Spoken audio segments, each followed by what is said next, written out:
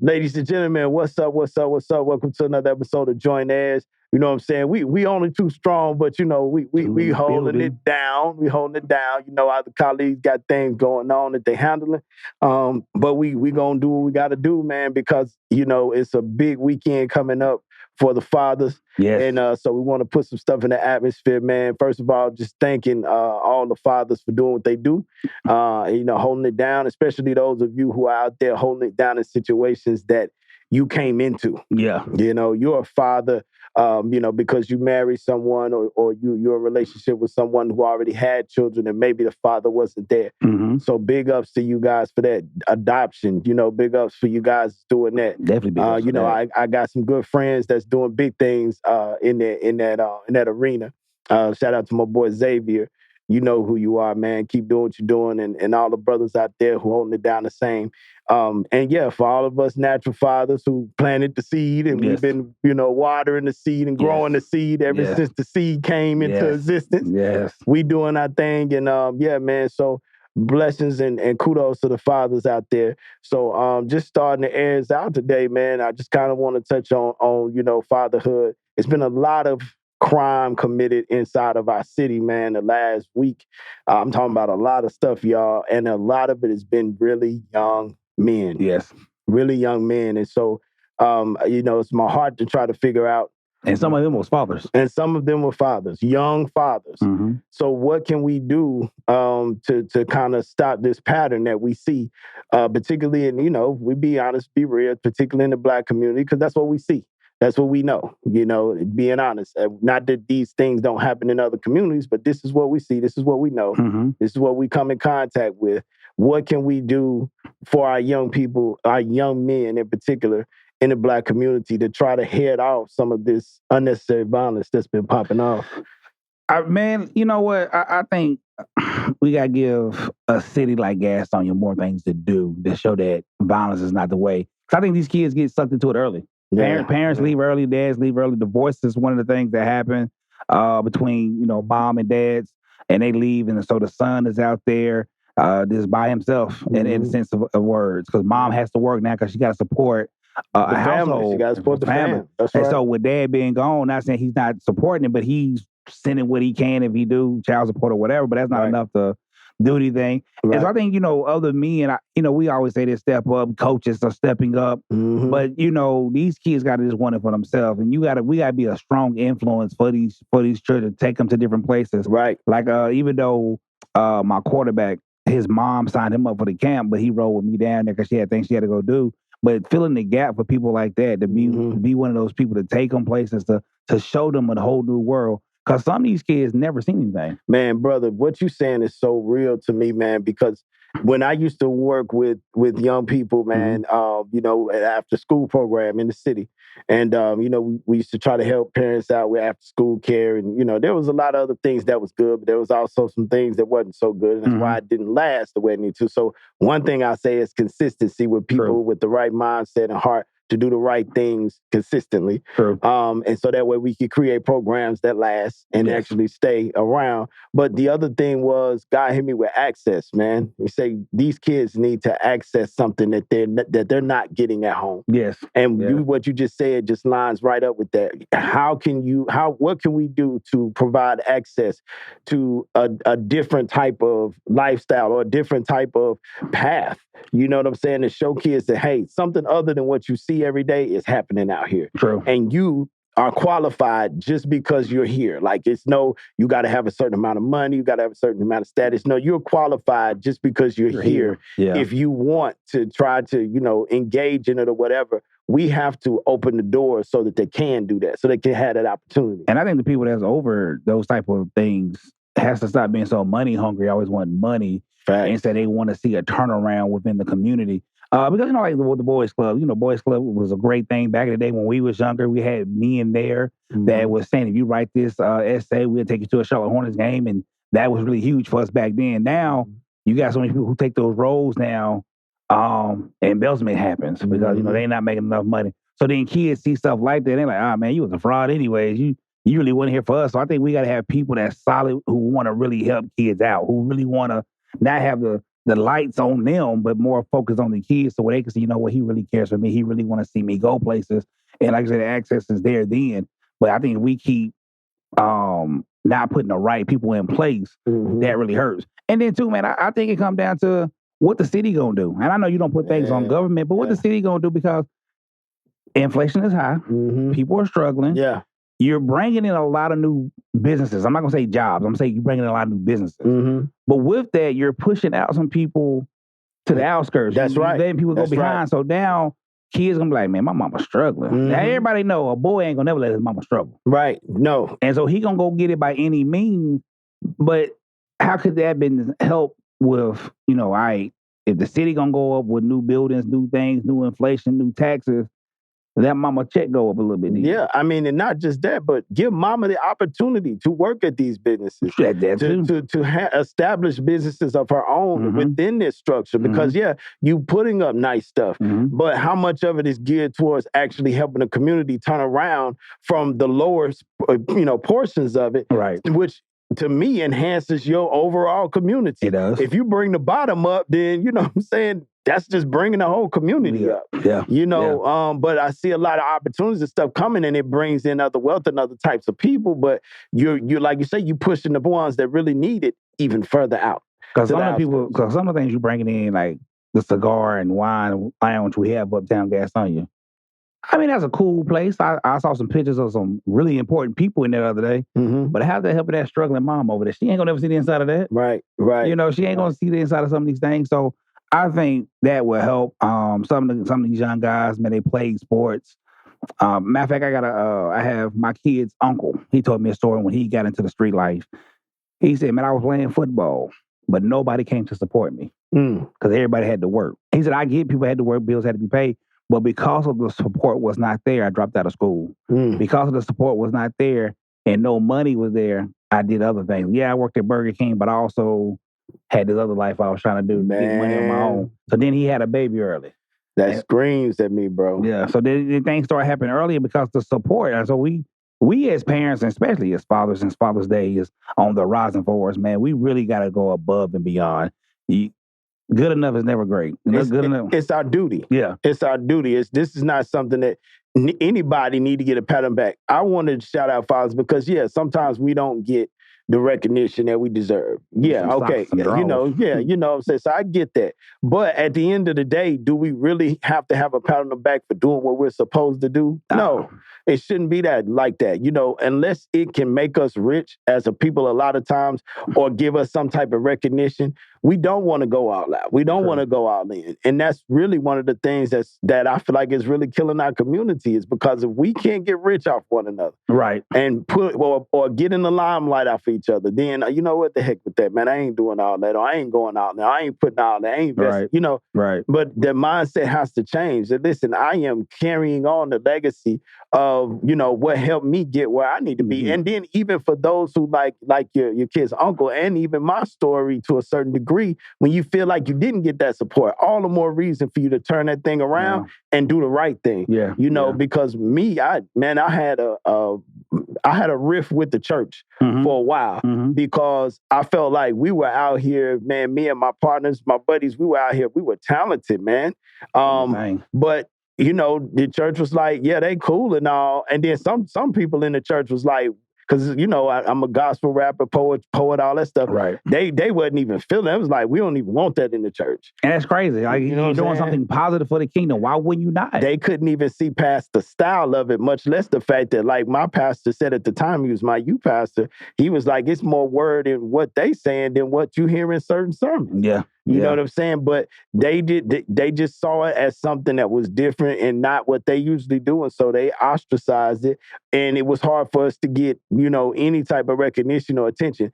So we got wrapped up in looking at things from a worldly standpoint and thinking, well, that's the success, right? If you're not getting attention, then we need to take it out in the streets. You know what I'm saying? And I know a lot of guys who were good dudes, who were very skillful, who ended up doing secular music, not just secular, but ended up in the streets. Right. Because of that same premise, that the church just did not embrace them for their gift and see them you know what I'm saying, and what they offered for the kingdom. It's just the ignorance of the black church of the 80s and the 90s. Because I say ignorance, I'm not saying to be mean. I'm just saying like you took a word from your pastor because a lot of black people couldn't still not read in the 30s and 40s and 50s.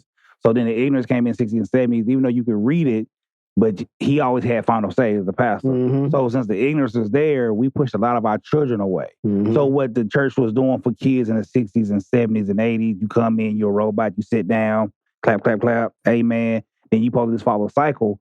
80s and 90 kids and now 2000 kids, like, we don't just want your word for it. We want to say it's another way we can do it, but then when we don't get that support from there, well, the streets gonna always give you false support. That's right, because they are for their own and they want you to become a part of it so they can continue on. Yeah. Because if one of them make it, then the message continues to go and be stronger and stronger. Yep. I shout out once again to my pastor, Pastor Ricky McClooney, because he was big time for me because he came into my life in a time where I was teetering on those lines because my heart was hurt. You know what I'm saying? My heart was hurt. I'm like, I'm giving this stuff out to people that I thought, had my back and loved me. And, a lot of it was a false sense of support because we were starting to get certain types of attention. Yeah. But when it didn't come out the way that people thought it was going to come out, then all of a sudden, it's like, oh, we don't do y'all no more. You know what I'm saying? Yeah. And so I was feeling like, okay, wait a minute. So you mean to tell me the little bit of love that you was, quote unquote, showing was really because you thought we was about to take off and go somewhere. Right. And then when it didn't it didn't pan out, all of a sudden it's like, nah, we'll, on to the next. But he helped me to realize that we didn't do it for people. Right. That it was for God and it was for the relationship that we had with God. And that's the most important thing. And that helped me stay in God because otherwise it was just about being in church. And church wasn't doing us right. So I was going to get out of the church. Yeah, it always happens. But that's not like an American black culture thing. Because you see other people of darker tones, people talk about Africa all the time. It's not like that. They're more about supporting you and things you have. They're trying to, get with it or whatever. I think that's an American culture for us as black people because we really don't have a culture over here. And so therefore, all right, Marcus, you ain't making me no money, man. I quit today, man. I ain't coming back to this podcast no more. We ain't doing nothing with it. We just over here talking, nah, but you got to grind that thing, though. You got to work it. You got to figure out, okay, it's like playing Tetris. How we going to make this thing fit this shape? And I think sometimes because we don't have that, in our communities, we just try to find the easy way out sometimes. Even with sports, man, I ain't going nowhere, no ways, man. I'm stopping playing today. Yeah, but you got to keep working this thing. Yep, that's right. But then when it comes to our communities and, with our young men, I think Serena Williams' dad was on to something. I just think people thought he was crazy the way he did it. As far as he said, I got a plan for their life when they was born. And I'm like, whoa, ain't nobody in church ever teach me that. Man. They have a plan for my son's life. So when my son came to me and said, Dad, I want to go to Clemson. I said, well, if God do his part, I'm going to do my part. You just got to do yours. God give you the height and physical abilities. I'll make sure we get to these camps. You got to get the grades in this play. It's like an arrow, and you have to guide that arrow, and when you think about it, you're like, hey, an arrow doesn't shoot itself. It doesn't. And true. so when you're looking at that thing, you're like, yeah, we are supposed to feed into our children as fathers. You know what I'm saying? As the church, we're supposed to feed into our communities, our people, so that we can have the confidence and grow. The program should be there and be so strong that the government come and say, how can we be a part of this? Like you said earlier, it's not that we're dependent on you, but you start to see the impact. I'm going to tell you one thing. I know it's going to sound like I'm bragging on my pastor, but honestly, he one of them real dudes who was actually a father. He's a father out here, not just to his children. He's a father figure, and I know we close in age, probably he more like a big brother or a young uncle, but still a father figure, to me and so many others. But in the community, man, he is putting things together to the point to where the government finding out about him. Right. And our church. And they like, man, y'all doing all that. Y'all doing these things. Yeah. How can we be a part? Yeah. How can we open doors for you? And that's normally how that thing happen, man. If you go ahead and start doing it. But I think sometimes, man, we get caught up on the right community, the right place, because like right now I work at Grid Middle School. And this past year, I'm not going to lie, it was rough. Some young men and young women was wilding out here in these streets. Yeah. You know what I'm saying? That could lead to some of the actions that took place inside the city here lately. And it's like, but you asking for churches to support you, we really don't want to support them because of all the negativity. Well, why don't you be the change to help us change then? Exactly. Like, why don't you come down here? You need to be here. Why would you go somewhere that's already striving, doing well. Why we going over there for? They already got people helping them out. Come here. Because that right there is a path to success for somebody who's an opportunist looking to come up, instead of somebody who looking at the glass and saying, okay, it ain't even half full, half it ain't got nothing. Ain't nothing in there. We gonna get some stuff in that glass, you know. But all these things that we're talking about, really, we just saying we can do more than what we've been doing, but we have to look at it differently. Yeah, because I'm tired of going to funerals and everybody saying, "Oh, we should have loved on them more. Oh, we should have did this for them." Yeah, it's too late now. Yeah, he in the ground. When you go to the ground, it's too late. You saw the life they was living, and every kid I get a chance to talk to that I know is doing something out here crazy, running the streets or whatever, I'm telling them, like, listen, there's no benefits to this. None. There ain't no 401k to this. None. Ain't nothing but death or jail. That's right. And when you go to jail or die, guess what? We're going to move on with life. That's right. We're going to cry today, and then we're going to move on tomorrow. And you know, I look at it like this. Anything, the Bible clearly says the wages of sin is death. Yes. We want to look at everything from a standpoint of, what's right or what's wrong, what we should do, we shouldn't do. Yeah, that's definitely, you know, the foundation of peace. But really, when you break it down, the wages of sin is death is so true, because anything that you're doing that's not right, when you get caught up in it, something dies. Yes. You in prison. Yeah, you're still living, but your opportunity to plant seeds and move things and create stuff is dead for however long you're in there. Yeah. You know what I'm saying? You're dead to the community. Even after a while, even some of your family forget about you. And so much change when you come home. Exactly. You like, man, I was gone for 5 years. Yeah, but you know how much stuff changed in 5 years? Technology don't wait for no man. That's a death. That's lost. You'll never get that back. Never get it back. That's a death. So, you know, so we got to get to a point to where we want to see life in our community, you know, beyond just, you know, what the cliches are and all that stuff. We want to see it from the foundation up. So that means we're going to have to build some stuff. Yeah. We're going to have to stick in together, come together. We're going to have to put our resources together, our minds together. We got to get on one accord. I know it's a church on every block, but we're going to have to narrow that down to maybe a few main ministries that help us come together as a unit. Yeah. And we need to start working. And nobody try to be like, you can establish leaders with churches coming together, but don't try to take over. Right. Don't be that person. Well, my church is here. No, because that's not going to help, because people are going to see the rifts and they're going to be like, well, I'm gone. We'll know where you're really at, though. Yeah. Because if your heart's really in the right place, you will humble yourself. Yes. If your heart is really in the right place, you'll say, you know what? Yeah, I got a million ideas on how to do this thing right here, but it look like it's rolling. So let me just get in where I fit in so I can see the bigger picture come.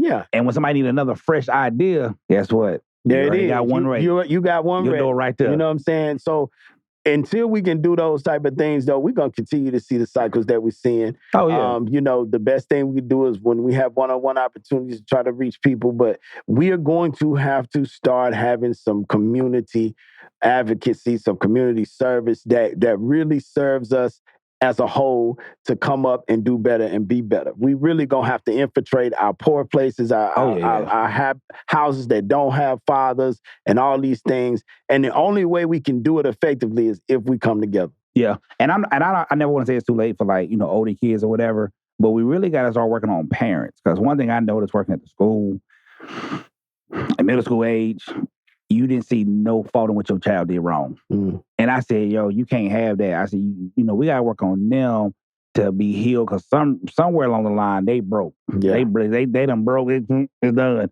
So we got to fix them so where they can fix their kids. They can see where the wrong was at. You know, I had one parent come and talk about, if they going to bully my child, I told my child to fight back, but what are you really going to get out of that? Right. I said, how about you tell your child to go tell a teacher? Yeah. So then the teacher can do something about it. Yeah. Why don't you come up and have, like, positive conversations on what we can do? I said, you teaching violence to meet violence. Well, there ain't nobody ever got nothing out of that. That's how more death comes. Yep. And you're going to end up having a situation where it goes too far and then it's too late. And now we had another situation where a young person is out of here, where something could have been prevented by a simple conversation or by somebody being proactive enough to say, you know what, let me step up. Let me help out. I don't expect for teachers to do all these things. No. Let me step up and do some things. Let me come to the forefront with some ideas and say, hey, how about as parents, we could unite with schools, and we have some assemblies where we can actually just sit down and talk to our kids about certain safety and certain things. And how about I get to know the other parents? You know, like when we were coming up, man, like like my parents knew other people's parents. Right. We hung out. We were around other people, and they at least knew them on a first name basis enough to be able to have a conversation about certain things and hold each other accountable. I mean, you know, when community changed, because you know, back in the day, if your mama saw me doing something wrong, she probably gonna thump my head. All day. My mama said, you do something wrong, she's gonna thump. All and day. She gonna tell your parents, listen, this is what I saw good. Yeah. You know, and now you don't have that. Yeah, and you get thumped again when you get home. Like, it really was a community. I remember one time, man, a lady, it's funny, man, a lady saw me and my brother playing with her son because her son was at my cousin's house. We didn't know him, but my cousin knew him. And she and my cousin's grandma knew this lady. So we were all over there playing, and she saw us, and she was like, who y'all daddy? And so we looked at it, and we was like, Johnny Mooney. Johnny Mooney. And they was like, is that Jeffrey Mooney? Is that his brother? Like, yeah, that's our uncle. Ooh, I know Jeff. We were like, okay, Jeff. Oh, you do? You know, how well do you know him? Oh yeah, I know your uncle. I know your daddy too. I know them. And so she was like, well, what y'all doing? You know, like when we just over here playing, like, y'all ever want to come spend a night? Man, we went over to the lady's house, man. She gave us all the good snacks. Yes. She ordered all the good food. Let me go and get that. You know, but it's just relationships, like relatability. You know, we getting away from that. Now it's all about competition and us pinning ourselves against one another. And, you know, man, instead of really having community, knowing each other and trying to be there for each other. Because somebody told us we lived in the hood. Yeah. Somebody told us we lived beneath the poverty line. Yeah. Because now everybody trying to move out to the suburbs and can't afford it. And then you struggling every day. You're mad every day. You don't pay your kids no attention every day. Yeah. You can't go to the game because I got to work 3-4 jobs, 13-hour shifts. And it's like, but somebody told you was poor. Yeah. But when we were quote unquote community based poor, from what they say, we knew everybody. Yeah. We knew things. And I think, man, I really think what we see today is really something that the 80s and 90s was trying to prepare us for, was showing us, and we didn't look at it. We just looked at it like, man, we are poor. Yeah. Man, we don't have what we they have over accepted there. everything that was handed to us. We accepted it. No problem. With no problem. And so now our kids running amok, because you just don't have your kids go crazy out of nowhere. Right. It's a seed that's planted and slowly but surely develops into a whole bunch of weeds and a whole bunch of crazy. Yep. With that small snowball that just comes with this big old avalanche. Giant. Boom. Because it's like when we was doing that, you had community. Yeah, you may have 1 or 2 people who have a bad apple on that tree. Yep. But for the most part, the community locked it down. And so they said, all right, we can get y'all to separate and move. We'll destroy a whole generation. And so now a generation of kids here lately, they've been killing themselves like rapidly, man. Like, and I'm trying to figure out, what are we killing for? Are we killing over a woman? Because I mean, no disrespect to women. Some of it's there. And you know what? Somebody said something to me. It might have been my dad. Somebody said something to me that really stuck with me. Basically just saying, man, a really good woman won't put you in trouble. Yes. They'll get you out of it. Or keep you from it. Yes. Because if they really love you, they don't want you to get your hands dirty. They honoring you by making sure that y'all get out of that situation straight. You know what I'm saying? And I value that, because it's been some situations where I wanted to act up and act ugly, but then I thought about it. It's like, man, but do I really want to do that for her? Right. You know, because she the reason why we even got this situation going on right now, you know. And because when you go to jail, guess what? She gonna be let me not say it like that. She gonna be somewhere. She gonna be somewhere. She gonna be somewhere. Let me just put that like that. She ain't coming down there after them first 2 weeks you in jail. You know she ain't come see you. You ain't fighting no more. You ain't trying to get out of here to see me. I'm here because of you. Yeah, right. And how much of this fighting have you done for me? I ain't seen no lawyers coming like, yeah, but she really putting it down, trying to get you out. No. Right. You know, but man, you know, let's do this, man. Let's pivot, because we need to talk about some sports, man. We need to put some stuff in the atmosphere. But y'all fill our hearts, hopefully. Yes. Let's work hard in our communities. Let's figure some things out. Shoot us some ideas of what y'all think we could even present to our elected officials and stuff like that. Or what we could just come together as a community on our own and do. But anyway, that's one thing. We about to pivot. What's going on out here in these sports streets, bro? All right, breaking news. the man I've been giving the business to on this show, LeBron James, I like to give him a round of applause. Yep. Him, Michael Jordan, and Tiger Woods, especially, are all three billionaire athletes. With the B. With the B. Not no M, billionaire. B. And I listen, I give LeBron credit, man, because everything he's doing, when I say he's changing the game, he's really changing the game of basketball, what an athlete is. Him being a great father. I know people got knocks on Michael Jordan, stuff he did, divorce, you can say whatever. But LeBron James has been holding it down since he came in the league. 20-year plus relationship with his wife, Savannah. Beautiful kids. There's nothing else you can really say about him. And I give Tiger Woods credit. Tiger Woods took a hit. Yeah, but he bounced back, got up. He got up. And he crossed that billionaire mark too. So two billionaires crossing over with like a week apart from each other into that LeBron into the movies. Athletics, a lot of respect, man. So athletics can really take you somewhere. But it's about what you do as a businessman, as the athlete. That's right. You can be the athlete all day and not make it. And then stand on the money train with that. Let's talk about Nick Saban and Deion Sanders with the NIL deals. Nick Saban came for the cat fight going on. The cat fight, man. And Deion was like, well, listen, Alabama, y'all been doing this for years. Yeah. And it's crazy now that in college football, you're really competing with boosters. Yeah. Because Ohio State said, I need $13 million for my team to look like it looked like right now. There's a lot of money out here. So these NIL deals, name, image, and likeness, are really causing some good trouble. Yeah. They're causing some good trouble. I'm not going to say causing trouble. Causing good trouble. Yeah. But look, I think about it like this.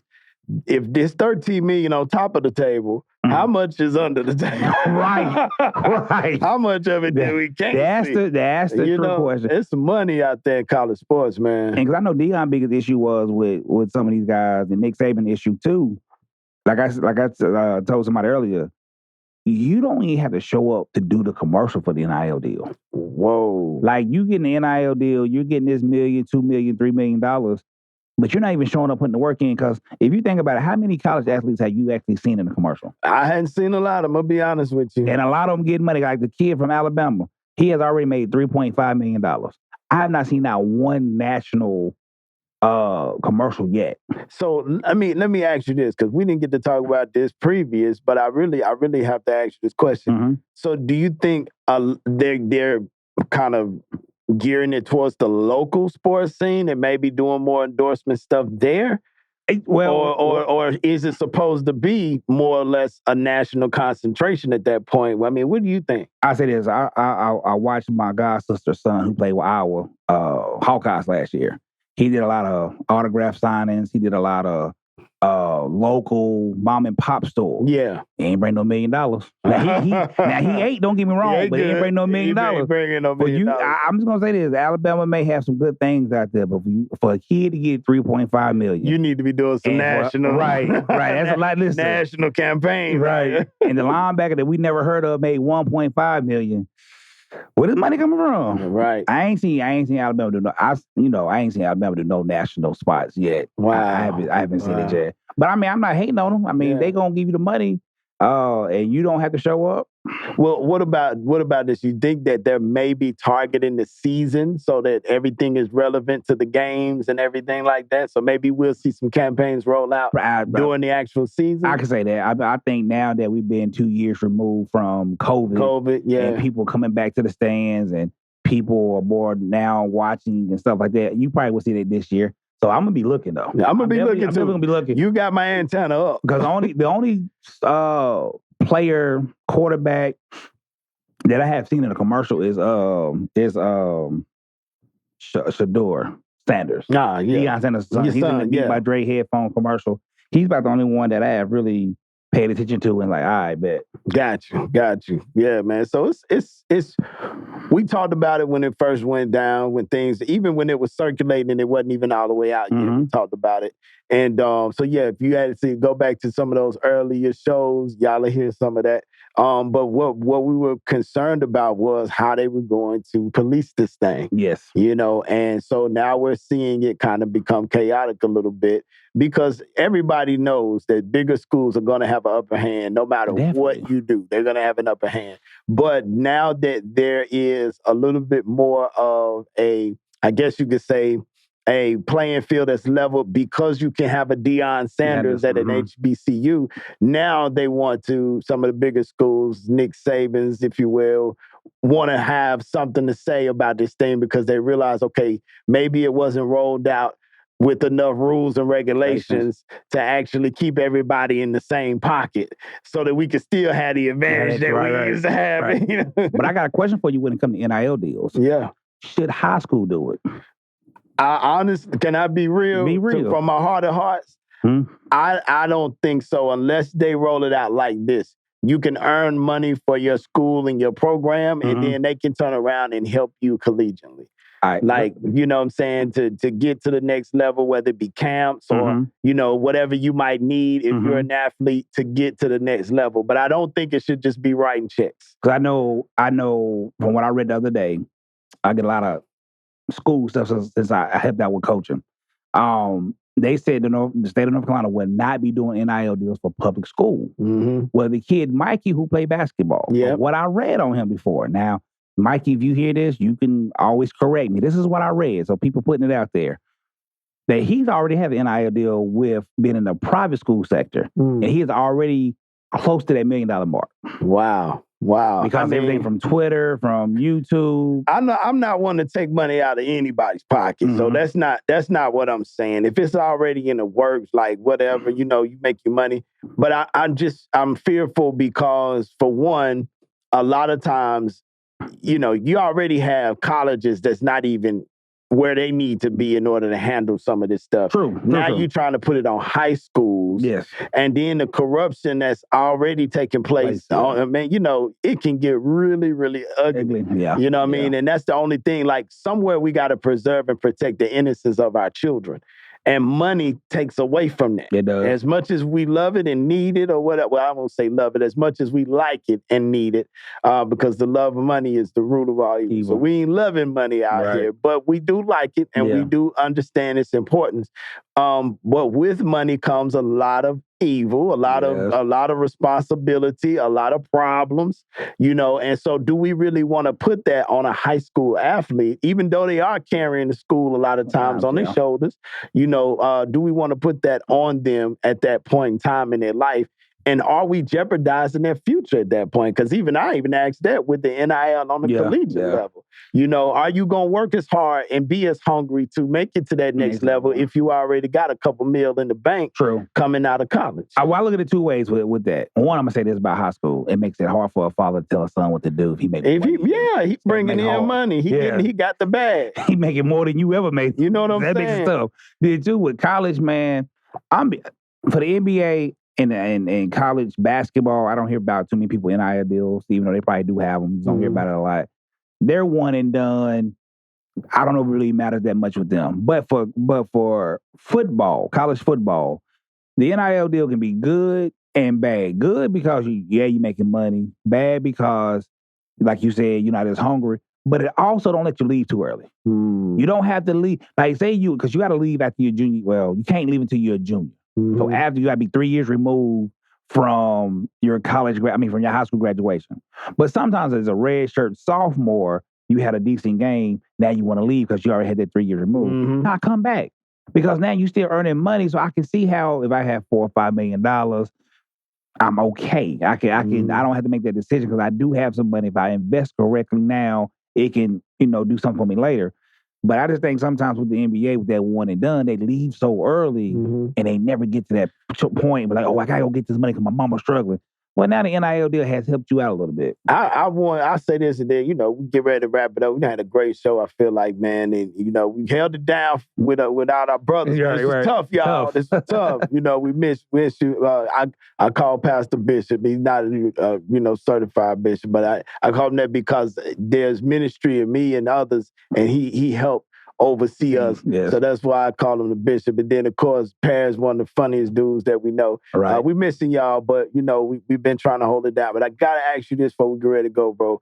As far as the NIL and all these other things that's coming down the pipeline, are we really benefiting from that as a community of people? And the reason why I ask that is because I'm always skeptical of anything that is big business, because I don't oftentimes see it as being something that truly has us in mind for success.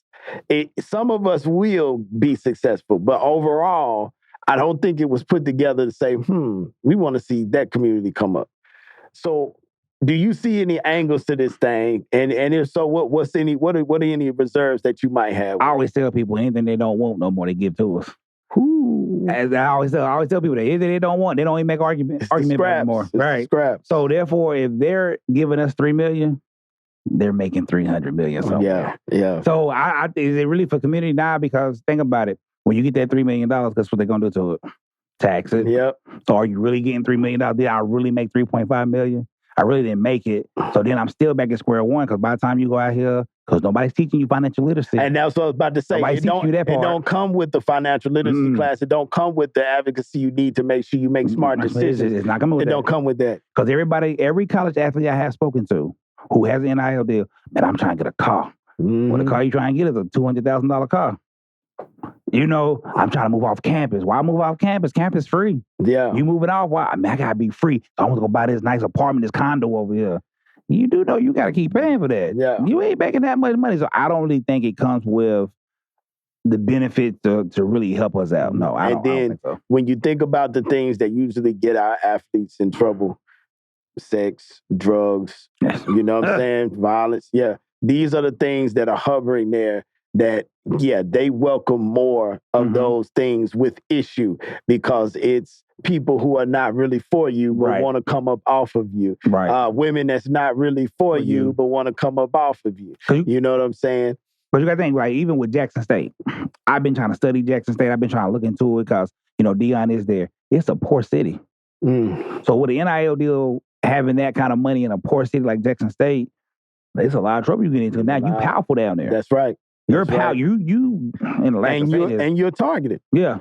Because now in your mind, you are God. Because I got all the money. I got all the power. I got all, you know what I'm saying? So definitely. You become, like I say, a target, a huge target. And most of us, and think about the type of target. You are a target for those who are looking for hope. Yes. And they see it in you. You are a target for those who, once again, are looking for opportunities.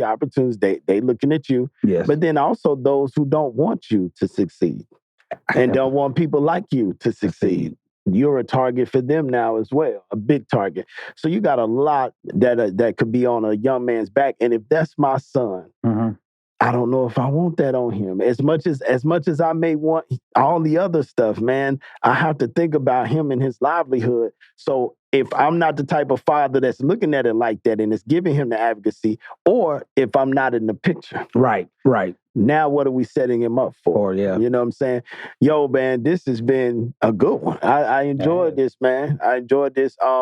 Join Heirs. Y'all know at Join Heirs 817. Follow us, Instagram, Facebook, all that stuff, y'all. We building. We definitely apologize for the hiatus, man. It's been a lot going on with the family unit. So we are brothers that's really committed to family. So we've been trying to keep all that, but we're going to try to do a better job of getting the post out there and keeping the conversation going. So we want you to join the conversation. So until next time, peace. Peace.